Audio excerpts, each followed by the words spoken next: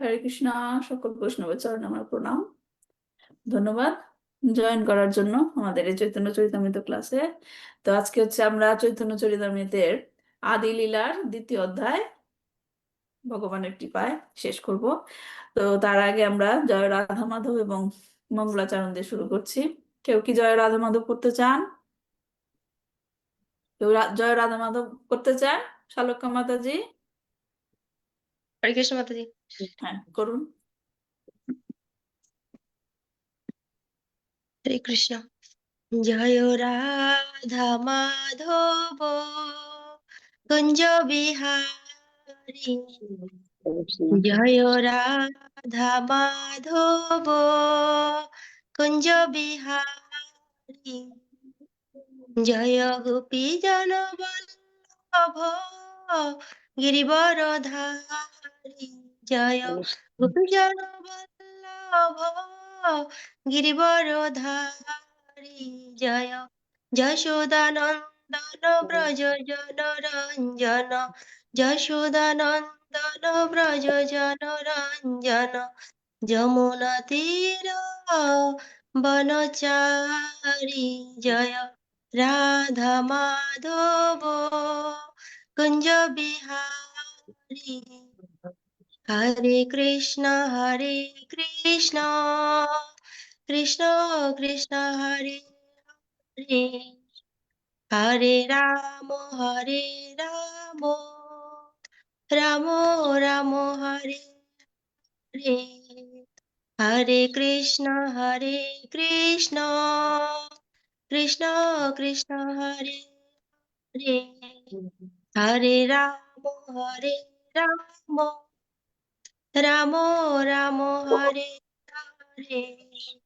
জয় প্রভুপাদ, জয় প্রভুপাদ, প্রভুপাদ জয় প্রভুপাদ, নিতাই গৌর হরি বল, হরি বল, হরি বল, নিতাই গৌর হরি বল। হরে কৃষ্ণ। ধন্যবাদ মাতাজি। ওম অজ্ঞানাতিমিরান্ধস্য জ্ঞানাঞ্জনশলাকয়া চক্ষুর্মিলিতং येन তস্मै শ্রীগুরুবে নমঃ। শ্রীচৈতন্যমনোভীষ্টং স্থাপিतं येन भूतले स्वयं रूप कदा मह्यं ददाति स्वपदान्तिकम्। वन्देऽहं श्रीगुरु श्रीयुतपदकमलं श्रीगुरुन् वैष्णवांश्च श्रीरूपं साग्रजातं सहगण रघुनाथान्वितं तं सजीवं साद्वैतं सवधूतं परिजनसहितं कृष्णचैतन्यदेवं श्रीराधाकृष्णपादान् सहगण ललिता श्रीविशाखान्वितांश्च नमोऽयं विष्णुपादाय कृष्णप्रस्थाय भूतले श्रीमते भक्तिवेदान्त स्वामिनीति नामिने।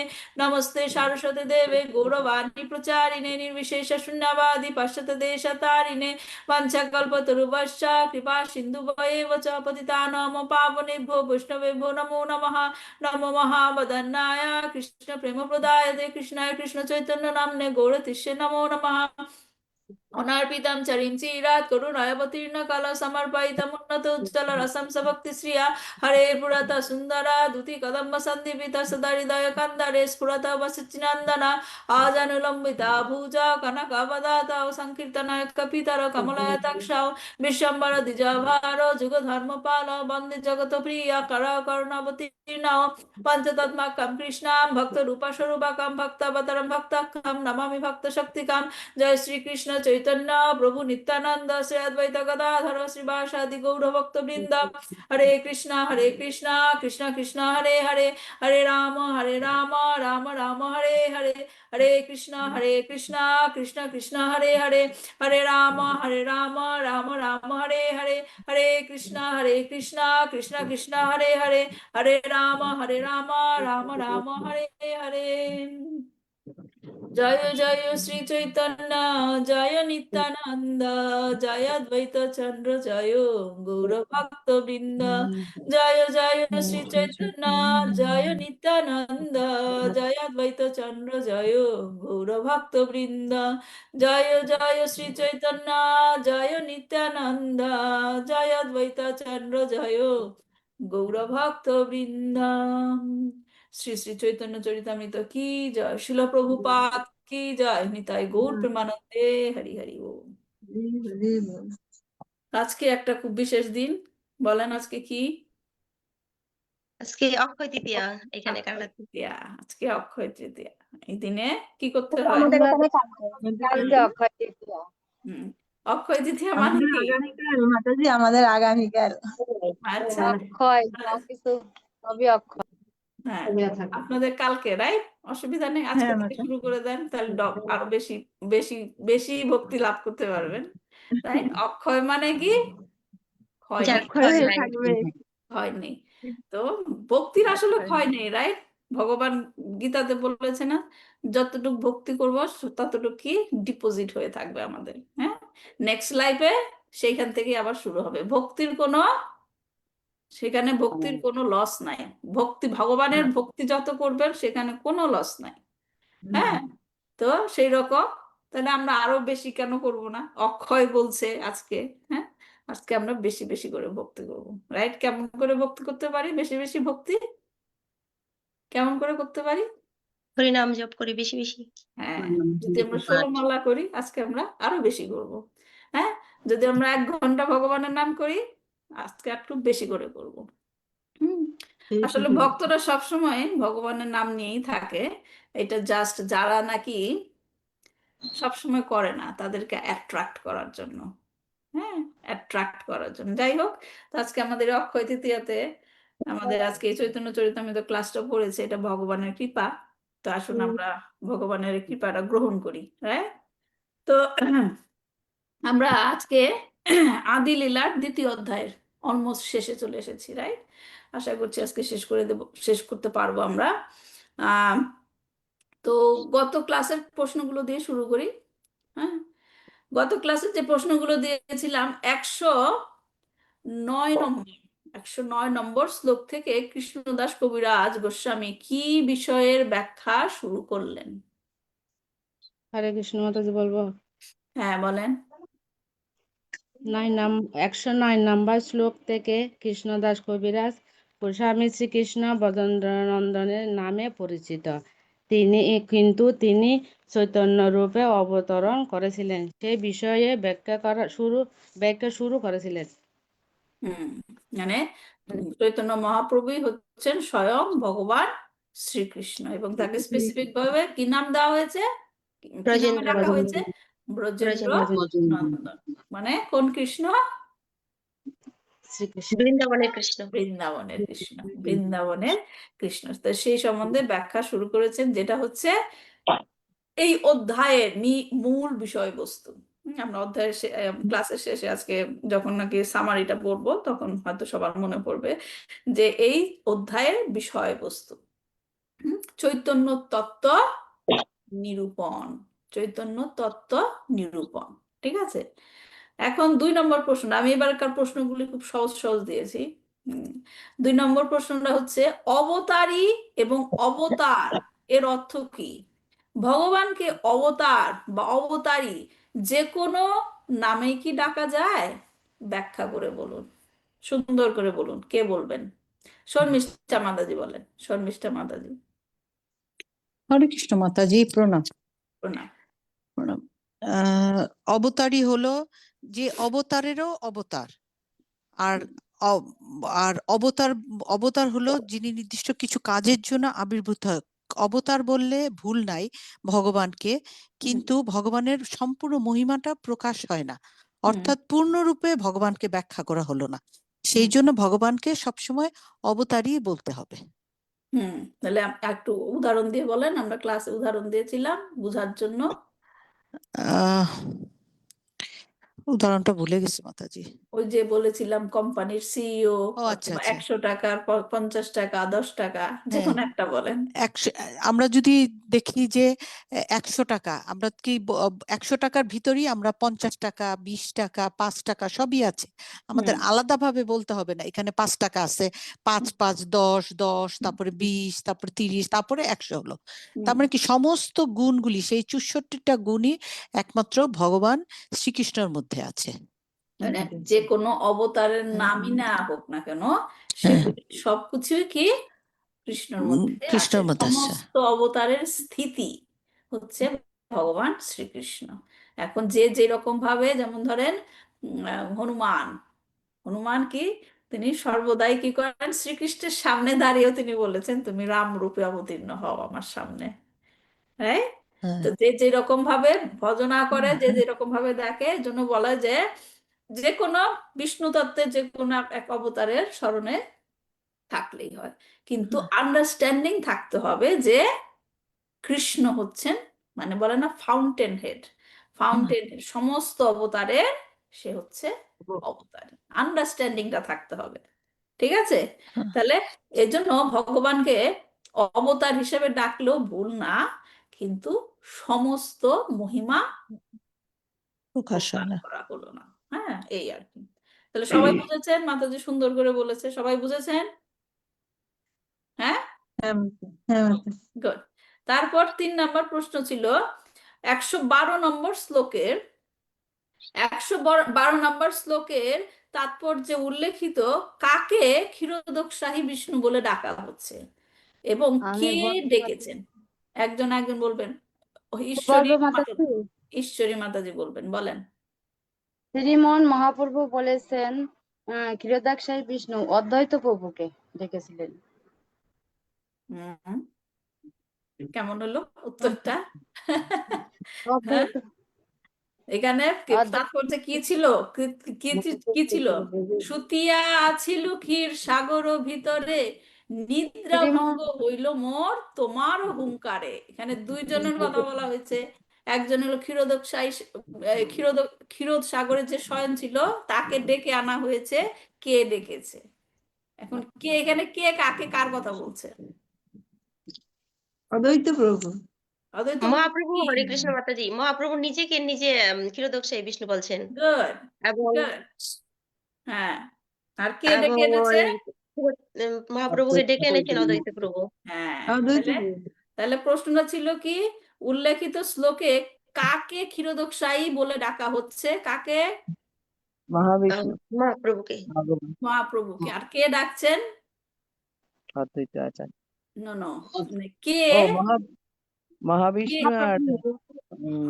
শঙ্কর্ষণের কম্বিনেশন অদ্বৈত। মাতাজি অত ডিটেল না, অত ডিটেল না, আমি সিম্পলি জিজ্ঞেস করেছি অদ্বৈত কে। আচার্য ওনাকে ডাকছেন এখানে আসার জন্য। উহুম, অদ্বৈত। কে কাকে ক্ষীরোদকশায়ী বিষ্ণু রেখেছে? উত্তরটা ও হবে ও চৈতন্য মহাপ্রভু মহাপ্রভু নিজেই বলছেন, নিজেকে ক্ষীরোদকশায়ী নিজেকে বিষ্ণুর নামে নিজেই বলছেন। হ্যাঁ এইটা হলো উত্তর, ঠিক আছে? নিজেকেই নিজে ক্ষীরোদকশায়ী বিষ্ণু বলে ডেকেছেন। হ্যাঁ, সুতিয়া ক্ষীরোদ সাগরে। ওকে, শিওর। ওকে, তারপর 4 নম্বর হচ্ছে 115 নম্বর শ্লোকে কি সিদ্ধান্তের কথা বলা হয়েছে? 115 নম্বর শ্লোকে বলা কি বলা হয়েছে? সিদ্ধান্তের হরে কথা। কৃষ্ণ। 115 হরে কৃষ্ণ। অ্যাকচুয়ালি 116 নম্বর শ্লোকে, সরি আমার লেখা টাইপো হয়েছে। 116 নম্বর শ্লোকে কি সিদ্ধান্তের কথা বলা হয়েছে? হরে কৃষ্ণ মাতাজি। বলেন। চৈতন্য মহাপ্রভু স্বয়ং শ্রীকৃষ্ণ, এটাই বলা হয়েছে। অর্ধেক বলা হলো, পুরাটা বলেন। কে পুরাটা বলবেন? শ্রীকৃষ্ণ হচ্ছেন স্বয়ং ভগবান এবং চৈতন্য মহাপ্রভু হচ্ছেন স্বয়ং শ্রীকৃষ্ণ। দুইটা কথা। মেন সিদ্ধান্তটা হলো চৈতন্য মহাপ্রভু হচ্ছে শ্রীকৃষ্ণ, ওই জন্য ওইটা শ্রীকৃষ্ণকে সেটা আগে বলা হয়েছে, রাইট? তাহলে সিদ্ধান্ত কি? শ্রীকৃষ্ণ হচ্ছেন স্বয়ং ভগবান এবং চৈতন্য মহাপ্রভু চৈতন্য হচ্ছেন মহাপ্রভু হচ্ছেন স্বয়ং স্বয়ং শ্রীকৃষ্ণ। ভগবান শ্রীকৃষ্ণ। এই হচ্ছে সিদ্ধান্ত। তারপর 5 নম্বর শ্লোক প্রশ্ন ছিল, এই শ্লোকে 116 নম্বর শ্লোকে কবিরাজ গোস্বামী, কৃষ্ণদাস কবিরাজ গোস্বামী কাদেরকে মহিমান্বিত করেছেন? শ্রোতাদেরকে মাতাজি, আচ্ছা, কর্ণব প্রভু বলেন। শ্রোতাদেরকে মাতাজি, আমরা যারা শুনছি ভগবানের বাণী তাদেরকে। তাদেরকে, শ্রোতাদেরকে, যারা নাকি চৈতন্য চরিতামৃত শ্রবণ করছে তাদেরকে তিনি মহিমান্বিত করেছেন। আমরা ব্যাখ্যা করেছিলাম অনেক সুন্দর করে, রাইট? কারণ চৈতন্য মহাপ্রভু নিজেই শ্রোতা ছিলেন রামানন্দ রায়ের কাছে, রাইট? ওকে, তাহলে আমরা এখন শুরু করি পরবর্তী শ্লোক থেকে।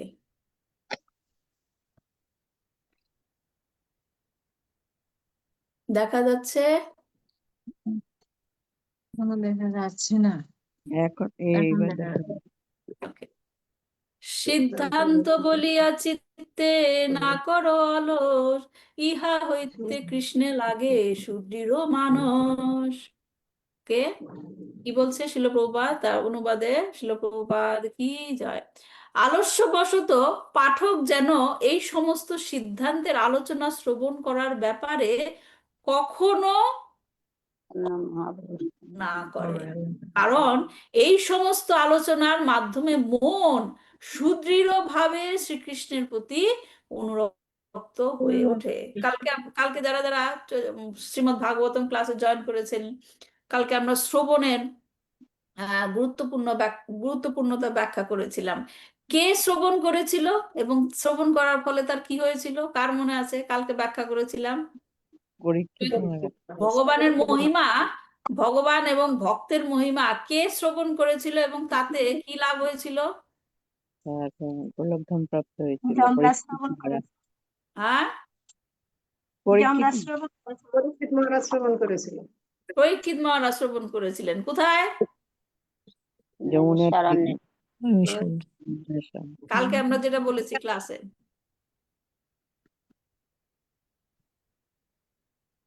পরীক্ষিত মহারাজ ভগবান এবং ভক্তের মহিমা শ্রবণ করেছিলেন। কোথায় শ্রবণ করেছিলেন? কালকের ক্লাসে। বিভিন্ন রাজ্যে গিয়ে নৈমিষারণ্যে। না না না, কালকে যারা ক্লাসে ছিলেন নাই বুঝতে পারছেন না। কোথায় সে শ্রবণ করেছিল? কোথায় গেল শালক্কা মাতাজি? শালক্কা মাতাজি বলছে না কেন ওই কিছু? শ্রী সন্ন্যাসী এবং ওরা এসেছিল, সবাই সেজরা নো এসেছিল। নো নো, কালকে আমরা অন্যটা করেছিলাম। তো আচ্ছা, তাই শ্রবণ করেছিল পরীক্ষিত মহারাজ ভগবান এবং ভক্তের মহিমা। গোলক মাতাজি তো আছে বলবো। হ্যাঁ, শালক্কা মাতাজি ভুলে গেছেন কেন? মাতৃগর্ভে। নো নো, সেটা তো সুতো গোস্বামী। এটা ভালো না শালক্কা মাতাজি, মনে থাকা উচিত ছিল। কালকে আমরা কি পড়েছিলাম? রাজ্যে ভ্রমণ পরীক্ষিত করতে মহারাজ, পরীক্ষিত মহারাজ যখন কলিকে দেখলো, তারপর কলির প্রভাব থেকে মানে প্রতিকার করার জন্য কি করেছিল? সে অস্ত্র হাতে বের হয়েছিল, রাইট? বিভিন্ন হ্যাঁ, রাজ্যে বের হয়েছিল। হ্যাঁ হ্যাঁ, এখন মনে হয়েছে। আচ্ছা, বিভিন্ন রাজ্যে ভ্রমণ করছিল সে, কোথায় কোথায় কলির প্রভাব আছে এবং সে প্রতিকার করবে। এবং যখনই সে বিভিন্ন রাজ্যে ভ্রমণ করছিল, সবাই তাকে স্বাগত জানিয়েছিল কি করে? কি করে? হরিনাম করে, হরিনাম করে পাণ্ডবদের মহিমা পাণ্ডবদের বর্ণনা করছিল, তাদের পাণ্ডবদের এবং ভগবান। মহিমা বর্ণনা করেছিল। হ্যাঁ, এখন তাতে করে কি হলো? পরীক্ষিত মহারাজ সেগুলো শ্রবণ করে তার জন্য কর্ণযুগল কি হয়েছিল? সুমধুর বাক্য শুনছে। কেন শুনছে?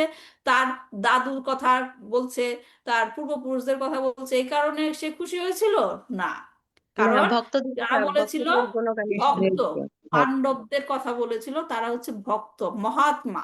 ব্যাখ্যা করেছিলাম কালকে পুরোটা।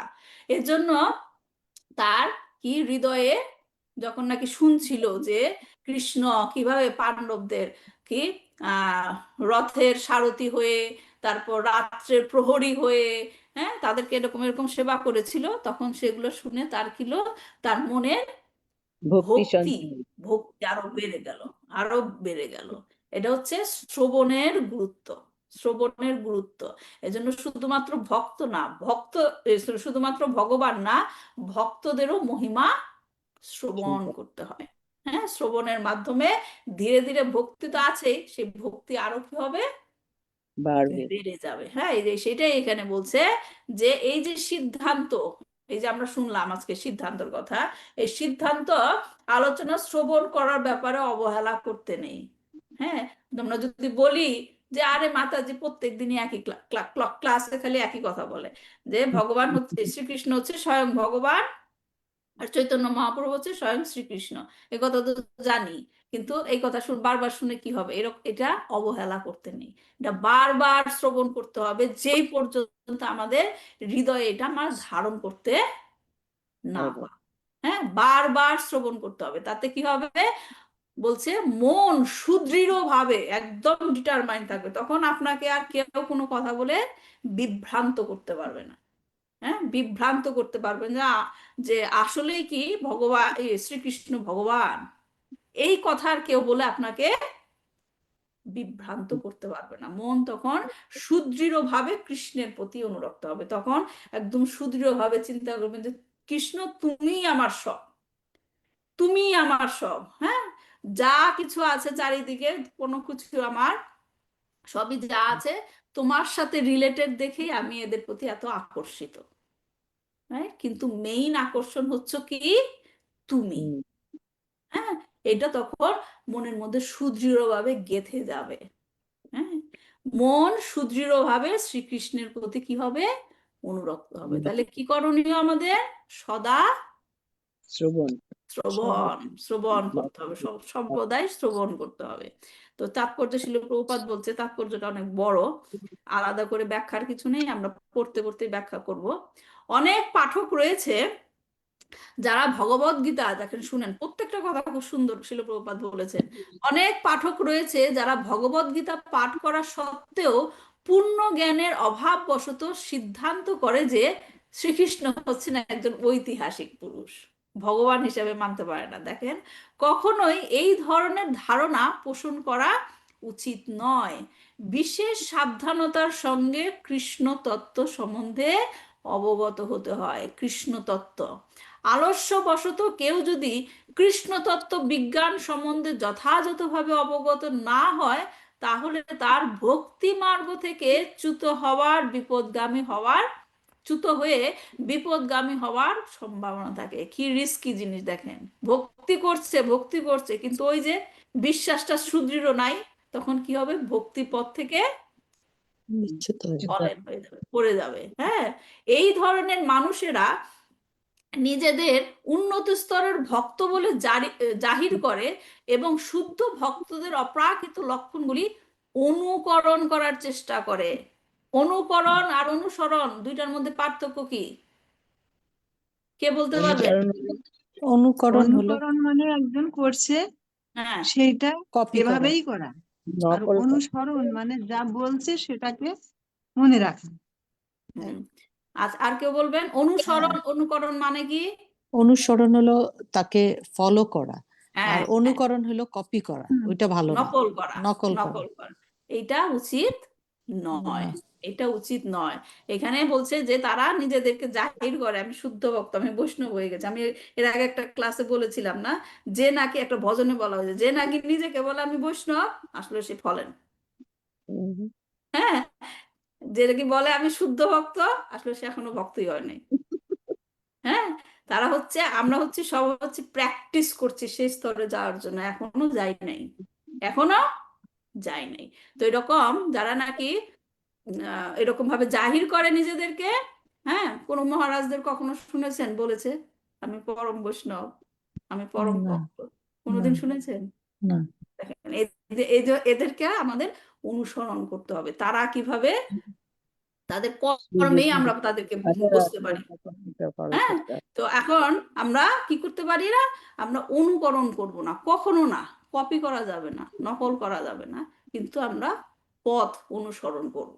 যদিও অদীক্ষিত মানুষদের ভগবত ভক্তে পরিণত করার জন্য ভগবত তত্ত্ব সম্বন্ধীয় চিন্তা ও তর্কের পন্থা অত্যন্ত গুরুত্বপূর্ণ, তবুও এই ধরনের কার্যে প্রবৃত্ত হওয়ার জন্য নব্য ভক্তদের সর্বদাই সাধু, শাস্ত্র এবং গুরুর শরণাপন্ন হওয়া উচিত, খুব গুরুত্বপূর্ণ, এবং তাদের মাধ্যমে শ্রীকৃষ্ণকে জানার জন্য চেষ্টা করা উচিত, নিজে নিজে না।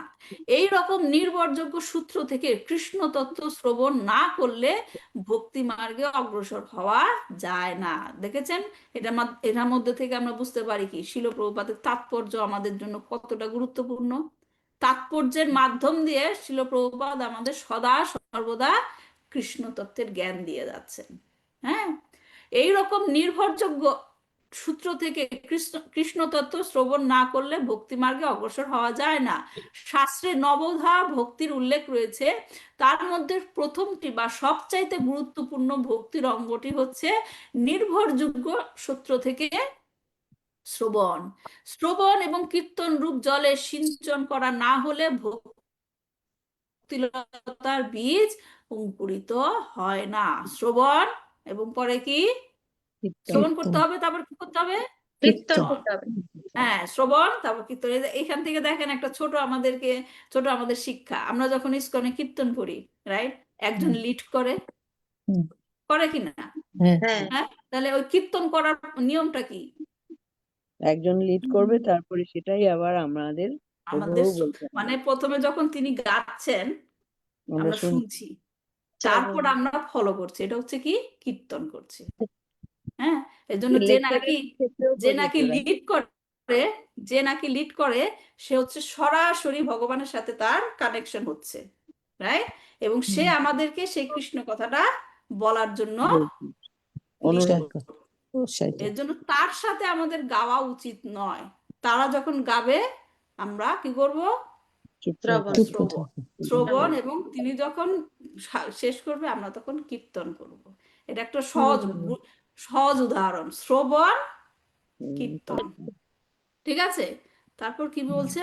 পারমার্থিক জীবনে উত্তম অধিকারীর ভক্তের কাছ থেকে বিনীতভাবে এই দিব্য জ্ঞান গ্রহণ করতে হয় এবং তারপর নিজের ও অপরের মঙ্গলের জন্য সেই বাণী কীর্তন করতে হয়। তার মানে আপনাদের কি, আমরা এই যে এখানে চৈতন্য চরিতামৃত সম্বন্ধে আলোচনা করছি, ভাগবতম সম্বন্ধে আলোচনা করছি, ক্লাস শেষ, আমাদের দায়িত্ব শেষ, তাই?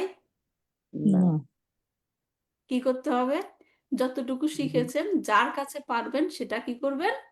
বিতরণ প্রচার করবেন। সেই তখনই হবে একটা পূর্ণ প্যাকেজ। নাহলে যদি শুনলেন কিছু কাকে ব্যক্ত করলেন না বা শেয়ার করলেন না, তাহলে কি হবে? অর্ধেক কাজ হলো, রাইট? যতটুক শুনবে ততটুক প্রচার করবে। এই যে আমি আপনাদের সামনে এগুলোর ব্যাখ্যা করছি, এগুলা কিন্তু আমি শুনছি ক্লাস, তারপর আপনাদের কাছে ব্যাখ্যা করছি। শ্রবণ, কীর্তন, এটা কিন্তু আমার কোনো জ্ঞানের, আমার কোনো কিছু না। আমি মহারাজদের কাছ থেকে শুনছি, শিল প্রভুপাদের তাৎপর্য পড়ে বুঝছি, আপনাদের সামনে সেটা ব্যাখ্যা করছি। এগুলো শ্রবণ, কীর্তন। ওকে, কর্ম ও জ্ঞানের আবরণ থেকে মুক্ত শুদ্ধ ভক্তদের সম্বন্ধে বর্ণনাকালে ব্রহ্মা পরামর্শ দেন যে সব সময় ভক্তিমার্গ অবলম্বনকারী ভগবত ভক্তদের কাছ থেকে শ্রবণ ও কীর্তনের পন্থা গ্রহণ করতে হয়। দিব্য জ্ঞান প্রদানে সমর্থ এই ধরনের মুক্ত আত্মাদের পদাঙ্ক অনুসরণ করে ভগবত ভক্তির সর্বোচ্চ স্তরে উন্নীত হওয়া যায় এবং তার ফলে মহাভাগবতে পরিণত হওয়া যায়।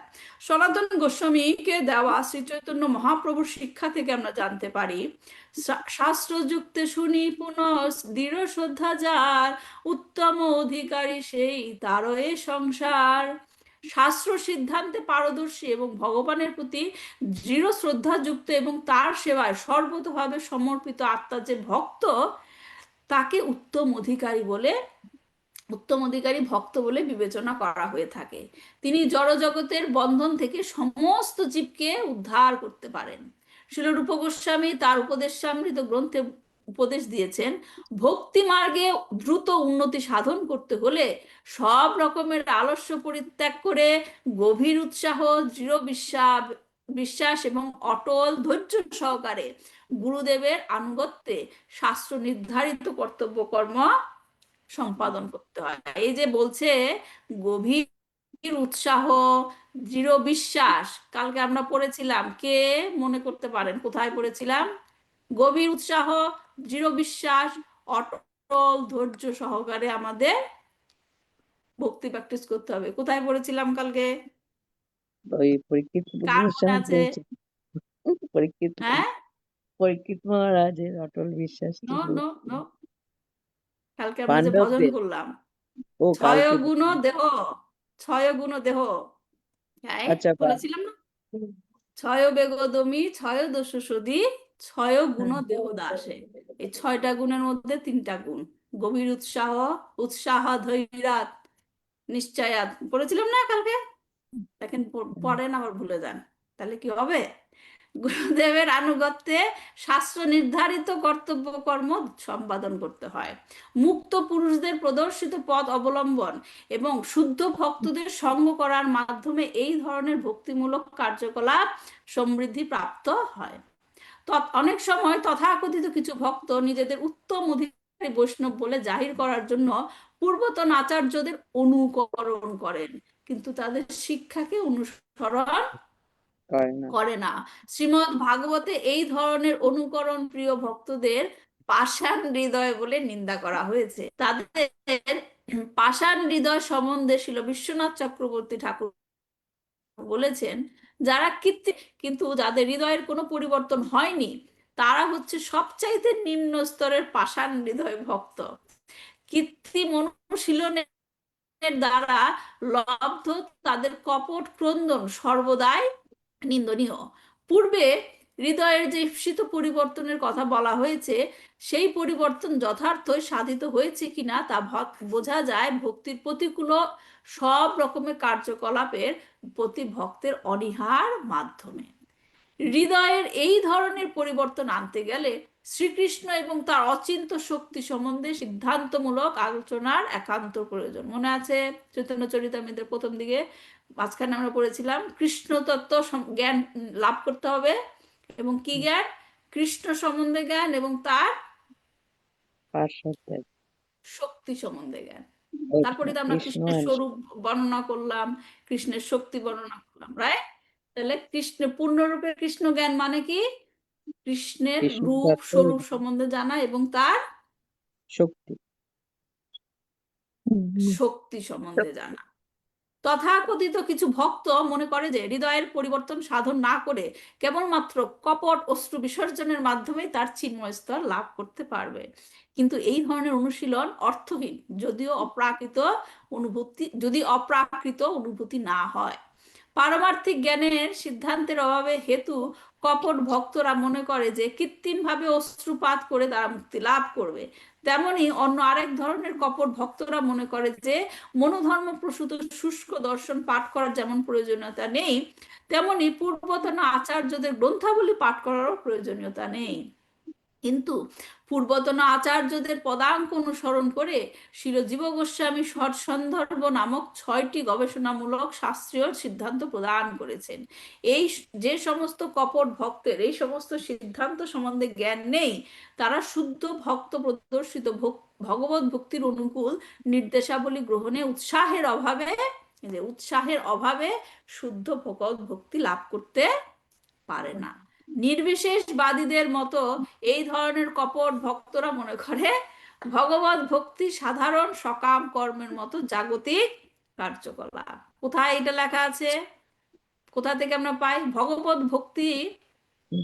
কার মনে আছে দশবিধ নাম অপরাধ? ভগবত ভক্তি কি লাভ করতে পারে না ওই শ্রদ্ধাহীন ব্যক্তিরা, যারা নাকি অপরাধের মধ্যে একটা কি লেখা আছে, যারা হরে কৃষ্ণ মহামন্ত্র চ্যান্টটাকে সকাম কর্মের মতো মনে করে। মনে আছে না? ওই যে হরে কৃষ্ণ মহামন্ত্রকে উচ্চারণ করাকে বৈদিক কর্মকাণ্ড বলে মনে করে। হ্যাঁ, তাহলে সেটাই এখানে লিখছে। তারা সেই সব নির্বিশেষবাদীরা কি মনে করে? ভগবত ভক্তি করাটা একটা সকাম কর্ম। হ্যাঁ, যাই হোক, সেটা হচ্ছে কি অপরাধ। হ্যাঁ, তো সেইটাই এখানে শিল প্রভুপাদ তাৎপর্যে বর্ণনা করলো। তারপর কি বলছে? চৈতন্য মহিমা জানি এইসব সিদ্ধান্তে চিত্ত দৃঢ় হইয়া লাগে মহিমা জ্ঞান হইতে। এই সমস্ত সিদ্ধান্ত অধ্যয়ন করার মাধ্যমে আমি শ্রী চৈতন্য মহাপ্রভুর মহিমা জানতে পেরেছি। তাহলে সিদ্ধান্ত অধ্যয়ন করার গুরুত্বপূর্ণতা, সিদ্ধান্ত অধ্যয়ন করার মধ্যে মহাপ্রভুর মহিমা জানতে পেরেছি। কেবলমাত্র তার মহিমা জানার মাধ্যমে তার প্রতি অনুরাগ আরো গভীর এবং দৃঢ় হয়। আগের শ্লোকে কি বললো? কৃষ্ণে লাগে সুদৃঢ় মানস, ভক্তি মানে অনুরক্ত, কৃষ্ণের প্রতি অনুরক্ততা কি বেড়ে যায়? সুদৃঢ় মনে বেড়ে যায়। তারপরে শ্লোকে আবার বলছে চৈতন্য মহাপ্রভুর কথা, যে তার প্রতি অনুরাগ আরো গভীর হয়। তাই সিদ্ধান্ত গ্রহণটা হচ্ছে গুরুত্বপূর্ণ। পূর্বতন আচার্যদের সিদ্ধান্ত অবলম্বন করে পূর্ণ জ্ঞানে অধিষ্ঠিত হওয়ার মাধ্যমে যখন শ্রীকৃষ্ণ সম্বন্ধীয় চূড়ান্ত সিদ্ধান্ত উপনীত হওয়া যায়, তখনই কেবল শ্রী চৈতন্য মহাপ্রভুর মহিমা হৃদয়ঙ্গম করা যায়। তাহলে দেখেন, খালি চৈতন্য চরিতামৃত পড়ে গেলে হবে না, হ্যাঁ, সেই সিদ্ধান্তকে হৃদয়ঙ্গম করতে হবে। হ্যাঁ, মানে তার রচনা মানে কৃষ্ণদাস কবিরাজ গোস্বামী তার যে রচনা চৈতন্য চরিতামৃতের বিষয়বস্তু, চৈতন্য চরিতামৃতের বিষয়বস্তু কি? এক কথায় যদি বলি, কেউ যদি আপনাকে বলে চৈতন্য চরিতামৃত পড়ছেন, চৈতন্য চরিতামৃতের বিষয়বস্তু কি? মহাপ্রভু শ্রী এক চৈতন্য। কথায় বলেন। চৈতন্য মহাপ্রভুই ভগবান শ্রীকৃষ্ণই চৈতন্য মহাপ্রভু। চৈতন্য মানে চৈতন্য চরিতামৃতের বিষয়বস্তু হচ্ছে চৈতন্য মহাপ্রভু। হ্যাঁ, এখন তার মহিমা বর্ণনা করার আগে কার মহিমা আমাদের জানতে হবে? শ্রীকৃষ্ণের মহিমা। হ্যাঁ, শ্রীকৃষ্ণ যেমন ধরেন আপনি যদি কাউকে বলেন চৈতন্য চরিতামৃত পাঠ করতে, জিজ্ঞেস করবে যে চৈতন্য চরিতামৃতে কি আছে, কেন পড়বো, রাইট? উনি বলবেন যে এখানে চৈতন্য মহাপ্রভুর জীবনী আছে, লীলা আছে। তখন সে আপনাকে জিজ্ঞেস করবে চৈতন্য মহাপ্রভুর কে, তার লীলা পড়ে আমার লাভ কি, রাইট? তখন তাকে আপনি কি বলবেন? যে মহাপ্রভুই শ্রীকৃষ্ণ চৈতন্যদেব, মহাপ্রভু হচ্ছে শ্রীকৃষ্ণ এবং শ্রীকৃষ্ণ হচ্ছেন স্বয়ং চৈতন্যদেব ভগবান। হ্যাঁ, তাহলে কি হলো? সেই সিদ্ধান্তটা আমাদেরকে হৃদয়ঙ্গম করতে হবে, সিদ্ধান্ত জানতে হবে, তখনই আপনি আরেকজনকে বলতে বলতে পারে। পারবেন। হ্যাঁ, তো এই কারণেই হচ্ছে যে কৃষ্ণদাস কবিরাজ গোস্বামী পরবর্তী শ্লোকে বলেছেন 119-এ যে চৈতন্য প্রভুর মহিমা করিবার তরে কৃষ্ণেরও মহিমা কহি করিয়া বিস্তারে। তাহলে বুঝছেন, মানে স্টেপ, চৈতন্য মহাপ্রভুর মহিমা আমি বর্ণনা করব বলেই আমি আগে কি করে নিলাম? কৃষ্ণের মহিমা কৃষ্ণের মহিমা বর্ণনা করে নিলাম। হ্যাঁ, চৈতন্য মহাপ্রভুর মহিমা বর্ণনা করার জন্য আমি বিস্তারিতভাবে শ্রীকৃষ্ণের মহিমা বর্ণনা করার চেষ্টা করেছি। আশা করছি সবার মনে আছে আমরা কি কি ব্যাখ্যা পড়েছি। তারপর তিনি বলছেন যে চৈতন্য গোসাইয়ের এই তত্ত্ব নিরূপণ স্বয়ং ভগবান কৃষ্ণ ব্রজেন্দ্র নন্দন। কি হলো? কি তত্ত্ব নিরূপণ হলো? এই তত্ত্ব নিরূপণ করে যে শ্রী চৈতন্য মহাপ্রভুই হচ্ছেন স্বয়ং ভগবান ব্রজেন্দ্র নন্দন শ্রীকৃষ্ণ। বৃন্দাবন। হ্যাঁ, তো এই অধ্যায়ের বিষয়বস্তু কি ছিল? কার মনে আছে টাইটেল? চৈতন্য তত্ত্ব। চৈতন্য চৈতন্য চরিতামৃত। তত্ত্ব নিরূপণ। হ্যাঁ, কে বলুন? ও এই অধ্যায়ের, রাইট? হুম, এটা হলো শ্রী চৈতন্য গ্রন্থ নিরূপণ আদি। কার মনে আছে এই এই চ্যাপ্টারের টাইটেল? শ্রী চৈতন্য তত্ত্ব নিরূপণ। এটা তো চৈতন্য তত্ত্ব নিরূপণ করা। হ্যাঁ, চৈতন্য তত্ত্ব নিরূপণ করা। নিরূপণ মানে কি?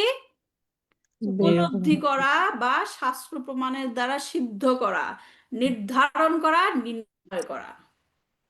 ঠিক আছে, মানে নির্ধারণ এটাই করা আমরা, এবং হ্যাঁ, নিরূপণ করা, নির্ধারণ করা এবং নিরূপণ করা, নির্ণয় করা, নির্ণয়, এটাই আমাদের নির্ণয়। ডিসাইডেড।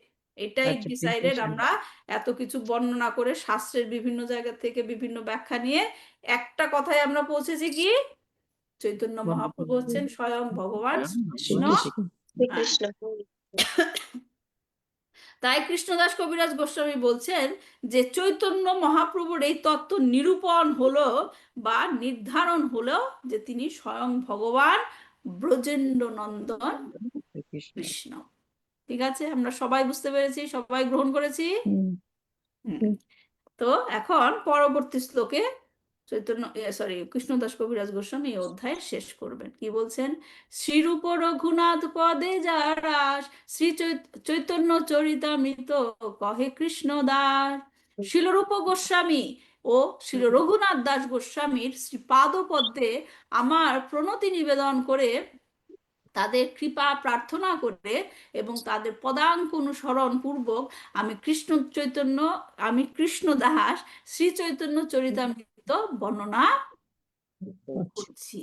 তাহলে এখানে একটু আমাদের আলোচনার বিষয় আছে যে এখানে একটা সুন্দর ব্যাপার আমরা খেয়াল করতে পারি যে বৈষ্ণবের যে অলংকার, ক্লাসে এর আগেবার অনেকবার বলেছি, একজন বৈষ্ণবের অলংকার কি? বৈষ্ণবের অলংকার হলো সরলতা এবং দৈন্যতা। আর কে বলবেন বৈষ্ণবের অলংকার? দৈন্যতা। দৈন্যতা, হ্যাঁ, আরেকটা ওয়ার্ড আছে, অন্যকে সম্মান দেওয়া। বিনয় ভাব থাকবে। বিনয়ী। বিনয়ী, কে বললো কথাটা? বিনয়ী, বিনয়ী আর কি। যে একজন পরম বৈষ্ণবী জানেন যে ভগবান এবং ভক্তদের মহিমা করতে চাইলে ভগবান এবং বৈষ্ণবের কৃপা ছাড়া কখনো সম্ভব না। সম্ভব না। এই জন্য আমাদের প্রত্যেক ক্লাসের পূর্বে আমরা কি করি? মঙ্গলাচরণ। মঙ্গলাচরণ করি। তো একজন পরম বৈষ্ণব কখনো কিছুর জন্য কৃতিত্ব গ্রহণ করে না। সবসময় সে কৃতিত্বটা কাকে দেয়? গুরু বৈষ্ণবকে। আচার্য পূর্ণ পরম্পরায় বৈষ্ণবকে। তাদের যে সবসময় তারা বলে যে বৈষ্ণবের কৃপা ছাড়া সম্ভব হয়নি। হ্যাঁ, সম্মান, কারণ বৈষ্ণবরা কখনো সম্মান চায় না, বরং তা অন্য বৈষ্ণবের বা ভগবানের কৃপা হিসেবে গ্রহণ করে। তো এইখানেও আমরা দেখতে পাচ্ছি যে কৃষ্ণদাস কবিরাজ গোস্বামী চৈতন্য চরিতামৃতের প্রতিটি অধ্যায়ে দেখবেন শুরু করেছে কি? মহাপ্রভু এবং তার সঙ্গী নিত্যানন্দ প্রভু অদ্বৈত আচার্যের প্রতি আহ্বান শুরু করেছেন। হ্যাঁ, আহ্বান দিয়ে শুরু করেছেন এবং শেষ করেছেন প্রত্যেকটা চ্যাপ্টারের শেষে দেখবেন এই শ্লোকটা, শ্রীরূপ রঘুনাথ পদে যারাস শ্রী চৈতন্য চরিতামৃত কহে কৃষ্ণ দাস। হ্যাঁ, তিনি তাদের রূপ গোস্বামী রঘুনাথ গোস্বামীর চরণে সেবার মাধ্যমে প্রতিটি অধ্যায় শেষ করেছেন। হ্যাঁ, প্রতিটি অধ্যায়ের শেষে আপনি এই শ্লোকটা পাবেন, যেখানে তিনি বৈষ্ণবদের পদাঙ্ক অনুসরণ করে আমি এই চৈতন্য চরিতামৃত বর্ণনা করার শুরু করেছে, মানে চেষ্টা করেছি। ক্যাপাবল হয়েছি চেষ্টা আর কি। করছি। হ্যাঁ, আমি করতে পেরেছি, তাদের কৃপা না থাকলে আমি পারতাম না। এই জন্য এইভাবে তিনি আমাদের কি শিখিয়েছেন? বৈষ্ণবদের প্রতি কোনো প্রকার অসম্মান বা অপরাধ কি করা উচিত। পরিহার করে যতটা সম্ভব কি পূর্ণ কৃতজ্ঞতা বিনয় বিনয় দেখিয়ে তাদেরকে শ্রদ্ধা করা উচিত। এখন নেক্সট জিনিসটা আমরা দেখতে পাই যে কৃষ্ণদাস কবিরাজ গোস্বামী এখানে রূপ গোস্বামী এবং রঘুনাথ গোস্বামীর চরণে প্রণতি নিবেদন করছেন, রাইট? যদিও এই ছয় গোস্বামী তার শিক্ষাগুরু। তা আদি লীলার অষ্টম অধ্যায়ে আমরা কৃষ্ণদাস কবিরাজ গোস্বামী সম্বন্ধে জানবো। তো এখানে আমরা অল্প করে জানবো যে যে সাধারণত গুরুকে প্রণাম নিবেদন করা হয়, রাইট? তো এখানে কৃষ্ণদাস কবিরাজ গোস্বামীর গুরুকে কৃষ্ণদাস প্রকৃতপক্ষে তিনি স্বপ্নে হচ্ছেন প্রথমে কার নির্দেশ পেয়েছিলেন? নিত্যানন্দ প্রভু। নিত্যানন্দ প্রভুর আদেশ পেয়েই তিনি বৃন্দাবনে এসেছিলেন। এই লীলা আমরা আগে পড়েছি, হয়তো ভুলে গেছেন, আজকে আমি ডিটেলসে যাব না। নিত্যানন্দ প্রভুর স্বপ্নে নির্দেশ পেয়ে তিনি বৃন্দাবনে এসেছিলেন, তাই বলা হয় নিত্যানন্দ প্রভুই হচ্ছেন তার শিক্ষাগুরু। নিত্যানন্দ রায় প্রভুর স্বরূপ প্রকাশ, তার পাদপদ্মে বন্দ যার মুই দাস, যা আমরা আদি লীলার পঞ্চম অধ্যায়ে মানে পড়তে পারবো। বৃন্দাবনে আসার পরে তিনি ছয় গোস্বামীর চরণাশ্রয় গ্রহণ করেন। তো সেই সময় নিয়মিত রাধা কুণ্ডে বসে শিল রঘুনাথ দাসের ক্লাসে তিনি যোগ দিতেন। প্রত্যেকে তিনি মানে এই শ্লোকটা কেন বলছেন, রঘুনাথ দাস গোস্বামীর কেন তিনি প্রণতি নিবেদন করছেন তাকে, সেটাই আমি বলছি।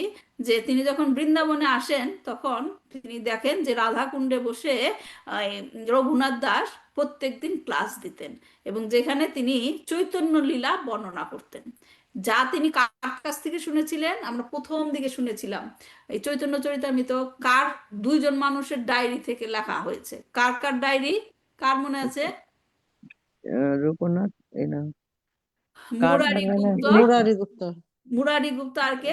লোচন দাস ও স্বরূপ দাস, স্বরূপ দামোদর। স্বরূপ দামোদর দাস। হ্যাঁ, তো আমরা সেখানে জেনেছিলাম তখন মুরারি গুপ্তর ডায়েরি হচ্ছে লীলার প্রথম দিকে, চৈতন্য মহাপ্রভুর প্রথম দিকের লীলা।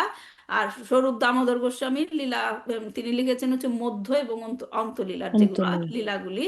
তো কৃষ্ণদাস কবিরাজ গোস্বামী রঘুনাথ দাস গোস্বামী সেইখান থেকে শুনে এসেছিল এবং এসে রাধা কুণ্ডে সেগুলা ক্লাস দিতেন এবং কৃষ্ণদাস কবিরাজ গোস্বামী সেই ক্লাসে বসে সেই লীলাগুলো শুনতেন। তাই প্রতিটি অধ্যায়ের শেষে তিনি তার পদাঙ্ক অনুসরণ করেছেন, সেটাই তিনি এখানে বলেছেন। হ্যাঁ, অমরেন্দ্র প্রভু তিনি ক্লাসে উল্লেখ করেছেন যে কৃষ্ণদাস কবিরাজ গোস্বামীর দীক্ষাগুরু হচ্ছে রঘুনাথ ভট্ট গোস্বামী। বুঝতে পারছেন?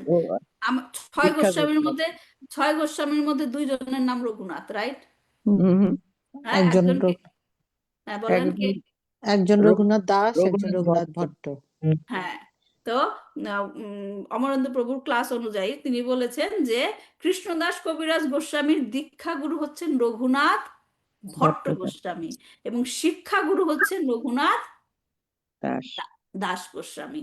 তাই এখানে তিনি যে রঘুনাথ বলেছেন, এক রঘুনাথ দিয়ে তিনি দুইজনকেই প্রণতি জানিয়েছেন।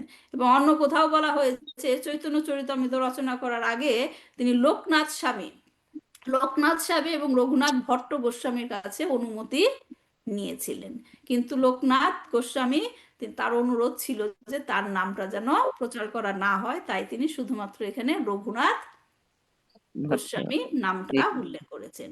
শিল প্রভুপাদ আদিলীলার, আমরা যদি দেখি আদিলীলার প্রথম অধ্যায়ের সার সংক্ষেপে, কেউ পড়েছেন কিনা আমি জানি না, প্রথম অধ্যায়ের সার সংক্ষেপে তিনি বলেছেন শিল প্রভুপাদ, শ্রী চৈতন্য মহাপ্রভু হচ্ছেন শ্রী শ্রী রাধা কৃষ্ণের মিলিত তনু। তিনি হচ্ছেন গভীর নিষ্ঠা সহকারে রূপ গোস্বামীর পদাঙ্ক অনুসরণকারী ভক্তদের জীবন। আমরা আসলে প্রকৃতপক্ষে কাকে অনুসরণ করি? রূপ গোস্বামী। এর জন্য আমাদেরকে বলা হয়, যারা আমরা প্র্যাকটিস করছি, রূপানুগা। শিলরূপ গোস্বামী এবং শিল সনাতন গোস্বামী হচ্ছেন চৈতন্য মহাপ্রভুর সব চাইতে অন্তরঙ্গ সেবক। শিল স্বরূপ দাস গোস্বামী দুজন মুখ্য অনুগামী। শিল রূপ গোস্বামীর শিষ্য ছিলেন রঘুনাথ দাস গোস্বামী। বুঝতে পারছেন? শিল রূপ গোস্বামীর শিষ্য ছিলেন রঘুনাথ দাস গোস্বামী এবং শ্রী চৈতন্য চরিতামৃতের প্রণেতা শিল কৃষ্ণদাস কবিরাজ গোস্বামী ছিলেন শিলরূপ গোস্বামী এবং রঘুনাথ দাস গোস্বামীর শিষ্য। ঠিক আছে? তো এই কারণে হিসেবে হ্যাঁ, আপনি বললেন রঘুনাথ ভট্ট গোস্বামী ছিলেন ওনার এই গুরুদেব, হ্যাঁ, দীক্ষাগুরু। সেটা আমি রেফারেন্সটা পেয়েছি অমরেন্দ্র No, প্রভুর no, ক্লাস সেটা থেকে। বলছি না, আমি বলছি এরা দুজন হলো রূপ গোস্বামী আর রঘুনাথ দাস, এরা হলো দুজন শিক্ষাগুরু। হ্যাঁ, শিক্ষাগুরু তো 6 গোস্বামী, তিনি 6 গোস্বামী সবার কাছ থেকেই শিক্ষা পেয়েছিলেন। হ্যাঁ, কিন্তু শিল প্রভুপাদ বিশেষ করে রূপ গোস্বামী এবং রঘুনাথ দাস গোস্বামীর নাম উল্লেখ করেছেন, যেটা আমরা এই শ্লোকেও দেখতে পাই। কৃষ্ণদাস কবিরাজ তাদের প্রণতি করেছেন। শিলরূপ রঘুনাথ পদে যার আস, যার মানে তার নিজের কথা বলছে, যার আস চৈতন্য চরিতামৃত কহে কৃষ্ণদাস, তাদের কৃপাতেই, তাদের অনুপ্রেরণাতে উনি এইটা ঠিক আছে। ইতি বস্তু নির্দেশ মঙ্গলাচরণে শ্রী চৈতন্য তত্ত্ব নিরূপণ বর্ণনা করে শ্রী চৈতন্য চরিতামৃতের আদি লীলার দ্বিতীয় পরিচ্ছেদের ভক্তি বেদান্ত তাৎপর্য সমাপ্ত। শিল প্রভুপাদ কি যায়। এখন 10 মিনিট সময় আছে, আমরা কি একটু সামারিটা শেষ করে দেই? হ্যাঁ, ঠিক আছে। এই অধ্যায়, হ্যাঁ, এই অধ্যায় শেষ হলো না? অধ্যায়ের সামারিটা আমরা একটু পড়ে দেই। আমি গতবারের মতো স্লাইড বানিয়েছি আপনাদের সুবিধার জন্য। তো এখন কি হলো, চৈতন্য চরিতামৃতের আদি লীলার দ্বিতীয় অধ্যায়ের সার সংক্ষেপ, রাইট? দ্বিতীয় অধ্যায়ের টাইটেল হচ্ছে কি? বস্তু নির্দেশ মঙ্গলাচরণে শ্রী চৈতন্য তত্ত্ব নিরূপণ। তো এই অধ্যায়কে কয়টা ভাগে ভাগ করা যায়? সেকশনে 7টা ভাগে। প্রথম ভাগ হচ্ছে শ্লোক নাম্বার 1 থেকে 9, যেখানে আমরা পড়েছি চৈতন্য মহাপ্রভু এবং তার পার্শ্বদের বন্দনা করা হয়েছে এবং প্রথম অধ্যায়ের 3য় শ্লোকের বিবরণ দেওয়া হয়েছে। শ্লোক নাম্বার 10 থেকে 27, ওই অংশে আমরা জেনেছিলাম ব্রহ্মজ্যোতি বা ব্রহ্মণ এবং পরমাত্মার চেয়ে ভগবান শ্রেষ্ঠ। আচ্ছা, এটা কি আমি বড় করে দিব? হ্যাঁ, একটু বড় করলে ভালো হয়। এটা একটু সমস্যা আছে, বড় করা যাবে না। মানে স্ক্রিনের মধ্যে আসবে এরকম করে, নাহলে এটা ভীষণ ছোট। হ্যাঁ, বুঝেছি, কিন্তু আমার এখানে ছিল তো ওই স্ক্রিনটার মধ্যে ট্যাপ করে, বা আপনি যদি করেন তাহলে, আমি যেমন একটু ট্যাপ করে এক্সপ্যান্ড করছি। বুঝতে পারছি, কিন্তু তাহলে আমার ঠিক আছে, এখানে আমি নিজে এক্সপ্যান্ড করে নিচ্ছি। হ্যাঁ, না, আমি এখানে অ্যানিমেশন ছিল তো আমি অ্যানিমেশন ওটা টেক আউট করি নাই এই কারণে। আচ্ছা, যাই হোক, তো এখানে তারপর কি শ্লোক 10 থেকে 27 পর্যন্ত আমরা শিখেছিলাম ব্রহ্মজ্যোতি এবং পরমাত্মার চেয়ে ভগবান শ্রেষ্ঠ। তারপর 28 থেকে 66 নাম্বার শ্লোক পর্যন্ত পরের স্টেপে আমরা কি শিখেছিলাম, যখন নাকি জানা হলো ভগবান শ্রেষ্ঠ, তখন আমরা জেনেছিলাম ভগবান, অনেকে বলে নারায়ণ হচ্ছে ভগবান, রাইট? সেটার ব্যাখ্যা দেওয়া হয়েছিল ভগবান নারায়ণের চেয়ে ভগবান শ্রেষ্ঠ। কৃষ্ণ শ্রেষ্ঠ। হ্যাঁ, যখন জানা হলো ভগবান শ্রীকৃষ্ণ শ্রেষ্ঠ, তারপরের সেকশনে বর্ণনা করা হয়েছে ভগবান শ্রীকৃষ্ণ হচ্ছেন সমস্ত অবতারের উৎস। হ্যাঁ, তারপরের সেকশনে যখন আমরা জানা গেল যে তিনি হচ্ছেন সমস্ত কিছুর উৎস, তারপর বলা হয়েছে তিনি হচ্ছেন সমস্ত কিছুর আশ্রয়। হ্যাঁ, এখন এই যেগুলো জানার জন্য আমাদেরকে কি জানতে হবে, কৃষ্ণ তত্ত্ব জানতে গেলে তারপরের সেকশনে বলা হয়েছে কৃষ্ণের স্বরূপ, রূপ এবং শক্তি সম্পর্কিত জ্ঞান। হ্যাঁ, কারণ জ্ঞান ছাড়া ভক্তিভাব আসা সম্ভব এর জন্য আমি বারবার এই শ্লোকের রেফারেন্স দেই। কৃষ্ণ বলেছেন কি বুধা ভাবা সামান্বিতা। বুধা মানে কি জ্ঞান, ভাব মানে ভক্তি, দুটাই থাকতে হবে। হ্যাঁ, তারপর লাস্টের সেকশনে গিয়ে আমরা কি শিখেছিলাম, চৈতন্য মহাপ্রভু হচ্ছেন পরম সত্য স্বয়ং ভগবান শ্রীকৃষ্ণ। এখন এই যে আমরা সেকশন গুলো পড়েছিলাম, এখান থেকে কি কি জিনিস আমরা শিখেছিলাম। প্রথম সেকশনে শিখেছিলাম, আমি এখানে এটা এই করছি, দেখা যাচ্ছে না আসলে। হ্যাঁ, তো এখানে প্রথম সেকশনে আমরা শিখেছিলাম চৈতন্য মহাপ্রভুর কৃপার দ্বারা একজন নানা দর্শনে পরিপূর্ণ, মনে আছে কুমিরের উদাহরণ দেওয়া হয়েছিল, রাইট? চৈতন্য মহাপ্রভুর কৃপার ছাড়া একজন নানা দর্শনে পরিপূর্ণ বেদের পুষ্পিত বাক্যের দ্বারা বিভ্রান্ত না হয়ে পরম সত্যকে বুঝতে পারবে। তার মানে বেদের মধ্যে নানা ধরনের দর্শন, এক একজন এক এক দর্শন দেবে, রাইট? তো সেই দর্শনে বিভ্রান্ত, সবাই একটু মাইকটা মিউট করুন, কারণ আমরা এখন সামারিটা পড়ছি, খুব গুরুত্বপূর্ণ এটা।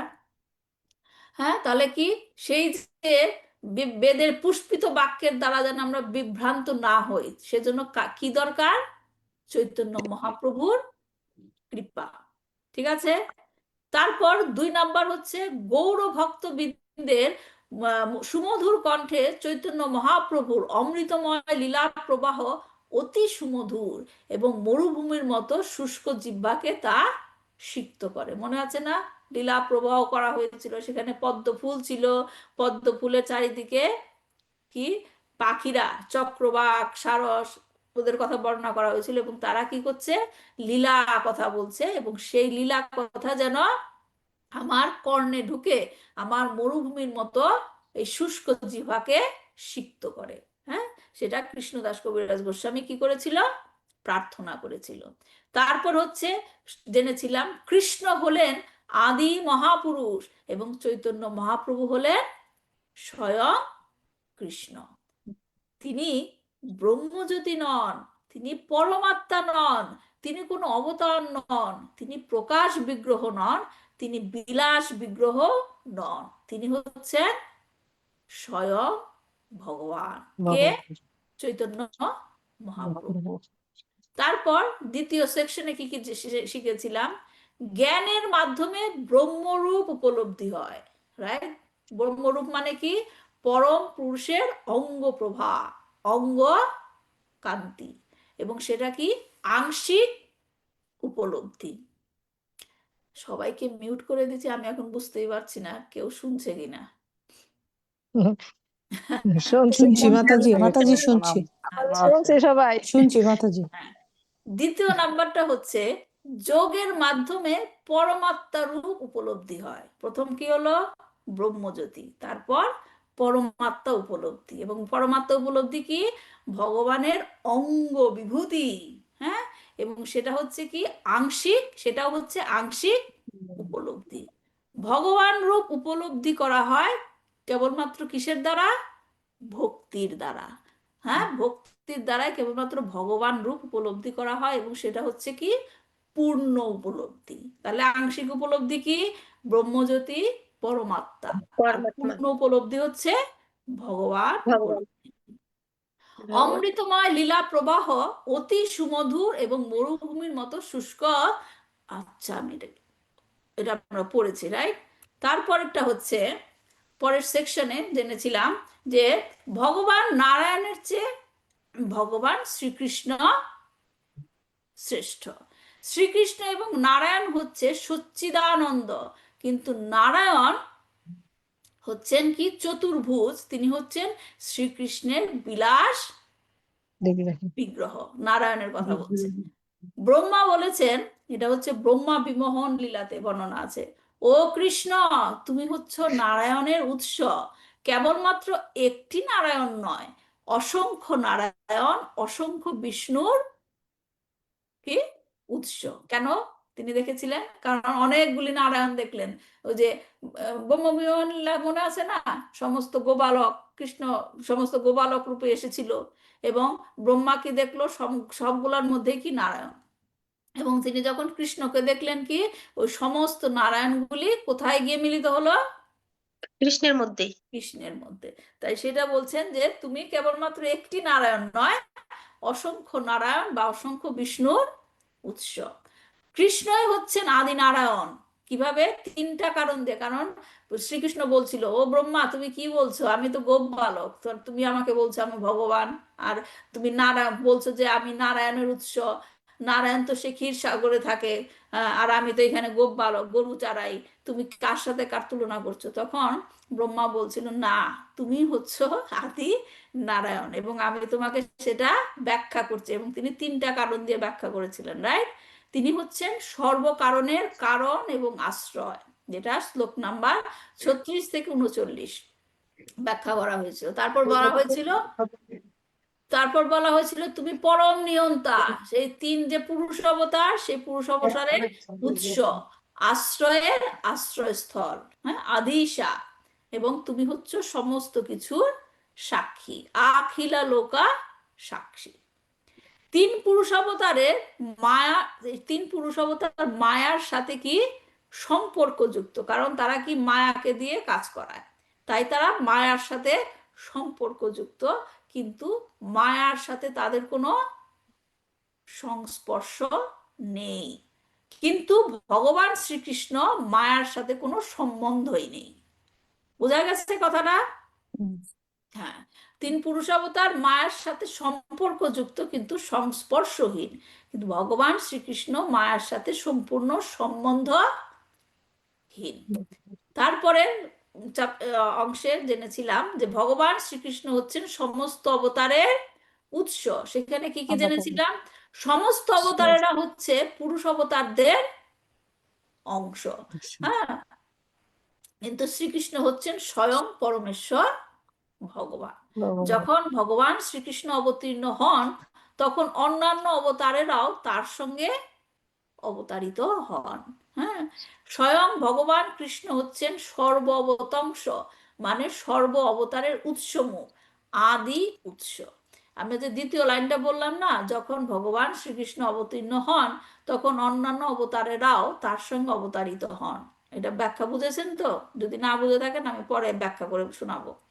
শ্রীকৃষ্ণকে যখন অবতার হিসেবে বলা হয়, তা হচ্ছে জ্ঞাত বা উদ্দেশ্য। মনে আছে উদ্দেশ্য বিধেয় করেছিলাম? হ্যাঁ, তখন কৃষ্ণকে অবতার বলা হয়, তা হচ্ছে জ্ঞাত বা উদ্দেশ্য, কিন্তু শ্রীকৃষ্ণ হচ্ছেন স্বয়ং ভগবান, যা হচ্ছে অজ্ঞাত বা বিধেয়। পরের অংশে বলা হয়েছিল ভগবান শ্রীকৃষ্ণ হচ্ছেন সমস্ত কিছুর আশ্রয়। কিভাবে আমরা বুঝতে পেরেছিলাম? সেখানে ব্যাখ্যা করা হয়েছিল শ্রীমদ্ ভাগবতের কি 10টি বিষয়ের কথা বর্ণনা করা হয়েছিল।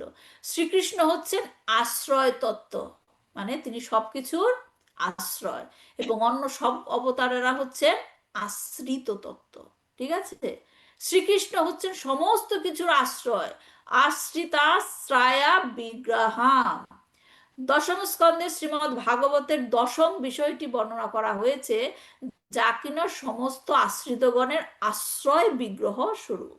সেই বিগ্রহ হচ্ছেন স্বয়ং ভগবান শ্রীকৃষ্ণ, এবং তিনি হচ্ছেন পরম ধাম। তারপর আমরা যে জিনিসটা জেনেছিলাম যে অংশে শ্রীকৃষ্ণের স্বরূপ, রূপ এবং শক্তি সম্পর্কিত জ্ঞান। ভগবান শ্রীকৃষ্ণের স্বরূপ এবং তার 3টা শক্তি সম্বন্ধে জ্ঞান প্রাপ্তি খুব গুরুত্বপূর্ণ। ভগবান লীলা বিলাস করে দিব্যানন্দ, আমি কাইন্ডলি রিকোয়েস্ট করছি কেউ কথা বলবেন না। হরে কৃষ্ণ। আপনি মিউট করে দিন না সবাই। আমি আসলে স্লাইড প্রেজেন্ট করছি তো আমি দেখতে পাচ্ছি না কাউকে। না না, আপনি মিউট করে দিন, আনমিউটটা। ওকে, আমি অলমোস্ট ডান করে ফেলছি, আর 2-3 মিনিট। ভগবান শ্রীকৃষ্ণের স্বরূপ এবং তার 3টা শক্তি সম্বন্ধে জ্ঞান প্রাপ্তি খুব গুরুত্বপূর্ণ। ভগবান লীলা বিলাস করে দিব্যানন্দ লাভ করার জন্য তার লীলা শক্তি দ্বারা বিভিন্ন রূপে আবির্ভূত হন, কিন্তু তার স্বরূপ হচ্ছে কি নিত্য কিশোর। হ্যাঁ, তিনি তা আমরা দেখতে পাই ছোট থেকে বড় হচ্ছে, এগুলো তিনি আনন্দ লাভ করার জন্য লীলা বিলাস করেন তার লীলা শক্তির দ্বারা, কিন্তু স্বরূপে কি তিনি নিত্য নব কিশোর। সর্বশক্তিমান ভগবান তার নিত্য ধাম গোলক বৃন্দাবনে অবস্থান করেন, কিন্তু তিনি তার নানা শক্তির দ্বারা জড় এবং আধ্যাত্মিক উভয় জগতেই নিজেকে বিস্তার করেন। তার শক্তি অগণিত এবং অপরিমিত, কিন্তু প্রাথমিকভাবে তার হচ্ছে 3টি শক্তি। কি কি? চিৎ শক্তি বা অন্তরঙ্গ শক্তি, তথস্থ শক্তি বা জীব শক্তি, আর বহিরঙ্গা শক্তি বা অপরা শক্তি। লাস্ট সেকশন যেটা আমরা আজকে শেষ করলাম, যে চৈতন্য মহাপ্রভু হচ্ছে পরম সত্য স্বয়ং ভগবান শ্রীকৃষ্ণ। কি কি জেনেছি আমরা? স্বয়ং ব্রজেন্দ্র কুমার শ্রীকৃষ্ণ মহাপ্রভু রূপে অবতীর্ণ হয়েছে। তিনি একাধারে অবতারী এবং অবতার। অবতার। তাকে অবতার বললে ভুল হয় না, কিন্তু পূর্ণরূপে মহিমা প্রকাশ করা হয় না। সিদ্ধান্ত জেনেছি আমরা। কি সিদ্ধান্ত? শ্রীকৃষ্ণ হচ্ছেন স্বয়ং ভগবান এবং তিনি চৈতন্য মহাপ্রভু রূপে অবতীর্ণ হয়েছেন। তার মানে চৈতন্য মহাপ্রভুই হচ্ছেন স্বয়ং ভগবান শ্রীকৃষ্ণ। কৃষ্ণদাস কবিরাজ গোস্বামী শ্রোতাদের মহিমা কীর্তন করার সাথে সাথে অনুরোধ করেছেন এই সিদ্ধান্ত যেন একাগ্র চিত্তে শ্রবণ করা হয় এবং হৃদয়ে ধারণ করা হয়, এবং শেষে গিয়ে তিনি তার গুরুদের প্রতি শ্রদ্ধা জ্ঞাপন করে অধ্যায়ের সমাপ্তি ঘোষণা করেছেন। ঠিক আছে, এই ছিল সারসংক্ষেপ। সিদ্ধান্ত গ্রহণ করেছি আমরা সবাই? হ্যাঁ হ্যাঁ, কারণ আমাদের যত আমরা আগাবো পরের চ্যাপ্টার পড়তে গেলে এই চ্যাপ্টার ভালো করে বুঝতে হবে। চৈতন্য চরিতামৃতের আদি লীলাটা এগুলো বুঝার জিনিস, তারপরে হচ্ছে লীলা শুরু হবে, যেটা নাকি আনন্দের ফান পার্ট যেটা। কিন্তু তার আগে আমাদের আদি লীলায় শিখতে হবে, আমাদেরকে প্রিপেয়ার করছে। কোনো ভগবানের লীলা কিন্তু শুনতেই হবে তা না, ভগবানের লীলা শুনে কি করতে হবে? আনন্দ পেতে হবে, আনন্দ পেতে হবে। তো সেই আনন্দ পাওয়ার যে ক্ষমতা, এর জন্য আমাদেরকে তৈরি হতে হবে, এবং আদি লীলায় আমাদেরকে কি করছে? তৈরি করছে, যেন আমরা পরবর্তীতে লীলাগুলো শুনে আনন্দ করতে পারি। ঠিক আছে, সরি আমি 5 মিনিট সময় বেশি নিয়ে ফেলেছি। আমি একটা কোয়েশ্চেন আছে, এটা 2 নাম্বারের পুরো করেছেন, পাওয়ার পয়েন্ট করেছেন, রাইট? এটা কি ওটার সঙ্গে আসছে আপনার যে এই যে ভিডিওটা করছেন ওইটার মধ্যে, না এই পাওয়ার পয়েন্টটা সেপারেটলি? না না, আপনি যদি ভিডিওটা দেখেন ইউটিউবে এগুলো পেয়ে যাবেন, সব এখানে রেকর্ড হয়ে যাচ্ছে। আর ফার্স্ট এরটা কই? আমি তো দেখিনি ফার্স্ট পাওয়ার পয়েন্ট। ফার্স্টেরটা আছে মাতাজি, ওই এক ভিডিওর মধ্যে? হ্যাঁ, সব ভিডিওতে আছে। তো এটা তো অনেক বড় হবে তাহলে এইটা ভিডিওটা। না, ভিডিও বড় হবে এটা অ্যাড করছেন আবার তারপরে আপনার যে পুরো ক্লাসের লেকচারটা সেটা আমি এটা সেটাই আমি বলছি। যখন শেয়ার করছি মাতাজি, এটা ভিডিওর মধ্যেই চলে যাচ্ছে, ভিডিওর পার্ট হয়ে যাচ্ছে। আচ্ছা, আমি কি এটা সেভ করতে পারি? কি পাওয়ার পয়েন্ট? না না, ওই মানে আপনি বলছেন যে এই পাওয়ার পয়েন্টটাই ভিডিওর মধ্যে আছে, so we can save the whole. Screenshot নিলে সেভ করতে পারেন। বাট এমনি যদি পুরো মানে যেটা ইউটিউবে আসছে সেটা যদি সেভ করি ওটার মধ্যে থাকবে না? হ্যাঁ হ্যাঁ, সব থাকবে মাতাজি, সব আছে। ঠিক আছে তাহলে, ভালো থাকবেন। আমি আসলে ভেবেছিলাম যে আজকে ক্লাসটা শর্ট হবে, একটা ভজন রেডি করেছিলাম, তো এখন আর টাইম নেই ভজন করা। দেরি হয়ে গেছে আপনাদের কোন সবার। ভজনটা, কোন ভজনের আমার নামটা? আমার একটা খুব প্রিয় ভজন, আমি প্রায় করি, গোপীনাথ মম নিবেদন শোনো। হ্যাঁ হ্যাঁ, এটা খুব ভালো। হুম। থাকলে করেন না, বেশিক্ষণ লাগবে না তো, করেন না, ভজনটা। ওটা ভজনটা অনেক বড়, এটা অনেক বড়। বাংলাদেশে কিসের অনেক রাত হয়ে গেছে তো, 10টা বেজে গেছে। অসুবিধা নাই, হরে কৃষ্ণ নেক্সট মাতাজি, টাইম। দণ্ডবত প্রণাম। অসুবিধা নাই বাংলাদেশ থেকে মাতা। বলতেছে মাতাজি, হ্যাঁ, তাপসী মাতাজি বলতেছে তো করার জন্য। তাপসী বাংলাদেশ মাতাজি থেকে রে। বলতে, কিন্তু তা অন্য সবাই তো রেডি না, রত্নগর্ভ মাতাজি ঘুমিয়ে পড়বে মাতাজি সবাই। বলতেছে তো, রত্নগর্ভ মাতাজি বলতেছে তো করার হ্যাঁ, জন্য। এই কথা বলতে বলতেই হয়ে যাবে। ওকে, ঠিক আছে। একটু ওয়েট করেন, আমি ডাউন এটা দেখো, করে নেই। আজকে এটা দেখাতে হবে না, আপনি শুধু করুন না। না, আমার তো লিরিক্সটা বের করতে হবে, রাইট? ও হ্যাঁ, ঠিক আছে। ওই এটা স্বরূপ দামোদর খুব ভালো গান।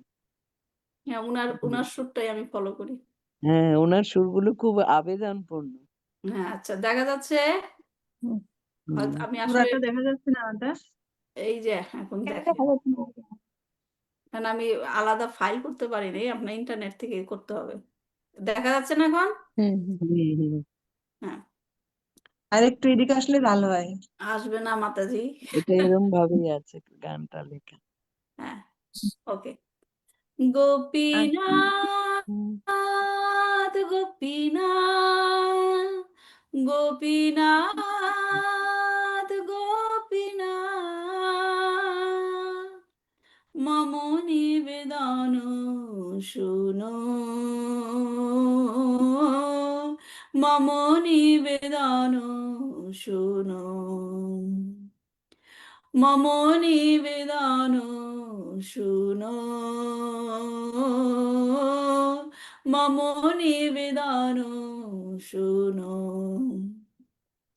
বিষয় দুর্জন সদা কামরাত, বিষয় দুর্জন সদা কামরাত, কিছু নাহি মোর গুণ,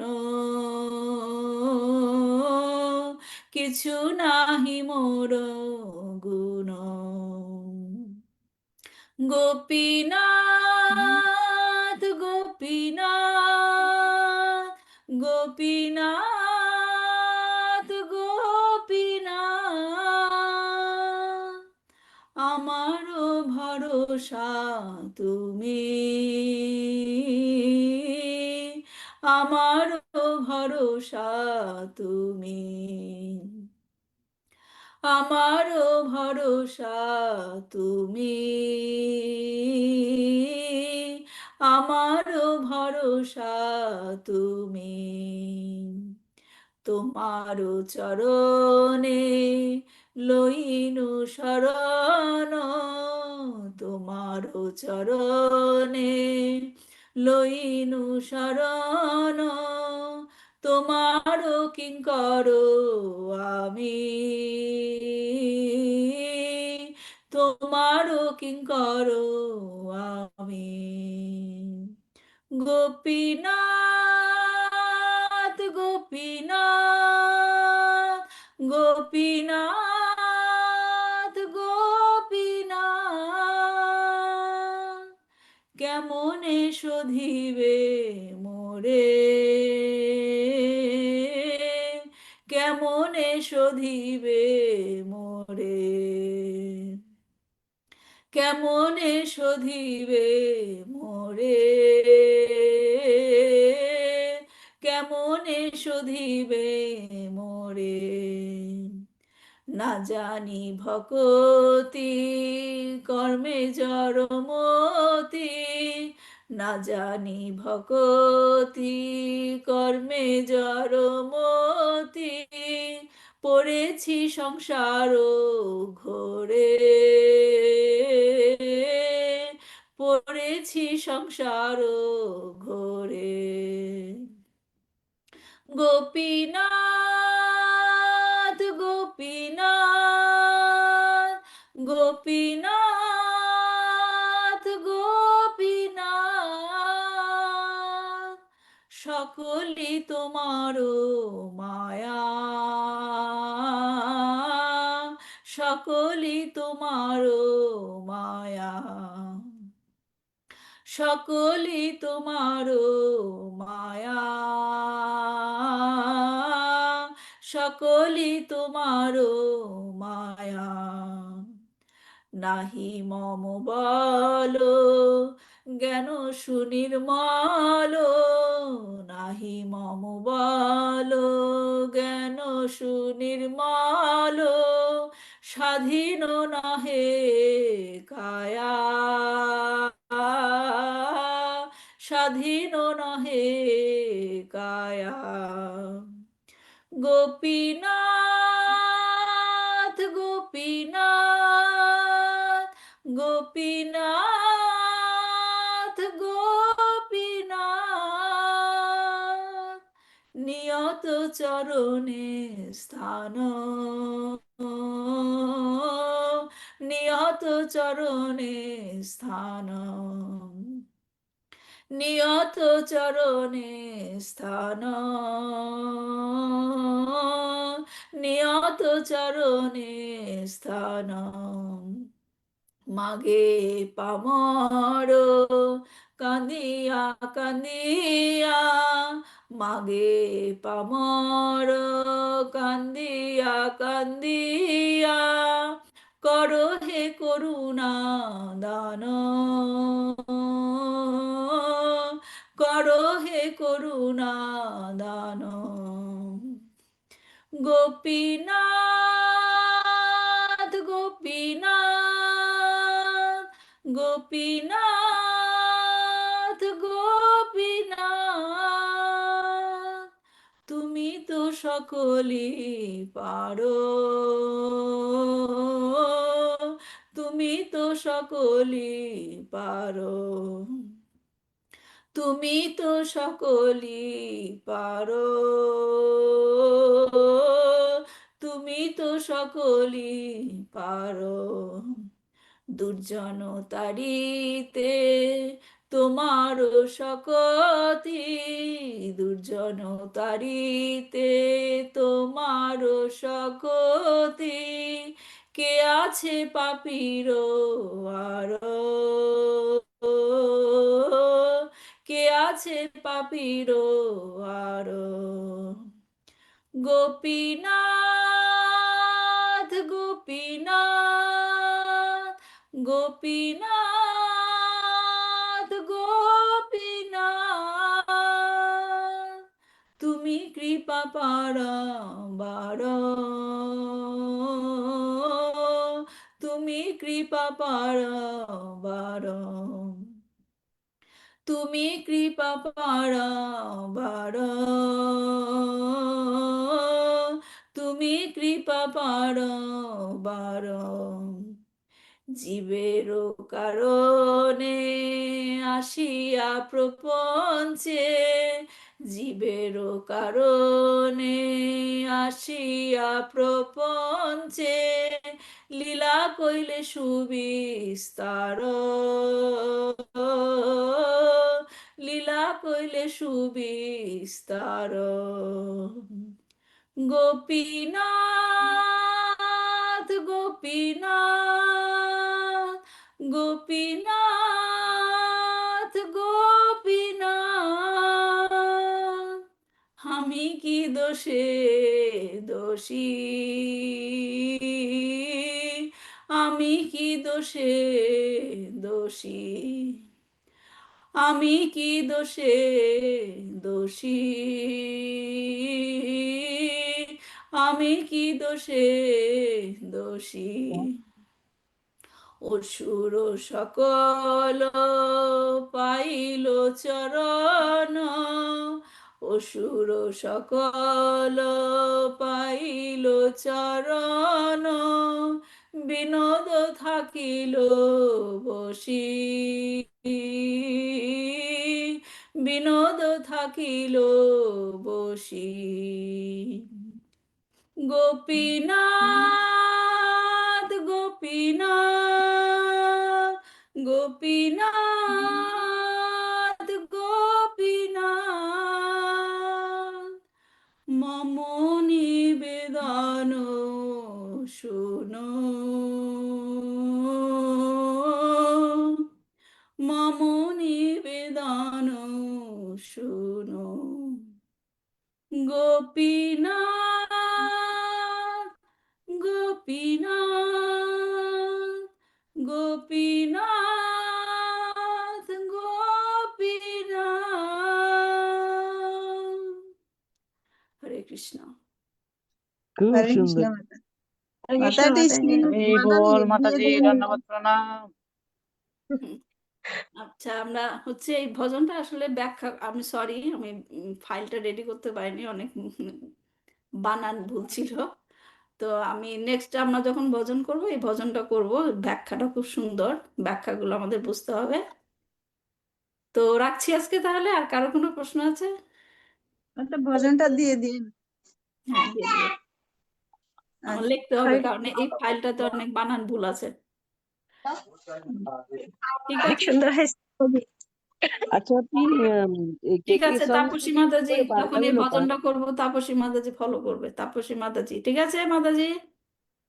এই এই যে গানগুলো বাংলাতে করেন, কে কে songs থেকেই বাংলাতে করেন? কে কে সঙ্গে আছে, কিন্তু আমি নিজে লিখে নিই। আচ্ছা, বাংলায় লিখে নেন। হুম।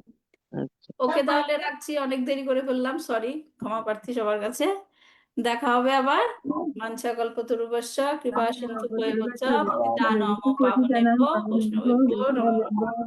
শ্রী শ্রী চৈতন্য চরিতামৃত কি জয়, শিল প্রভুপাদ কি জয়, নিতাই গৌর প্রেমানন্দে হরি হরি। হরি হরি বল। হরে কৃষ্ণ। হরে কৃষ্ণ মাতা।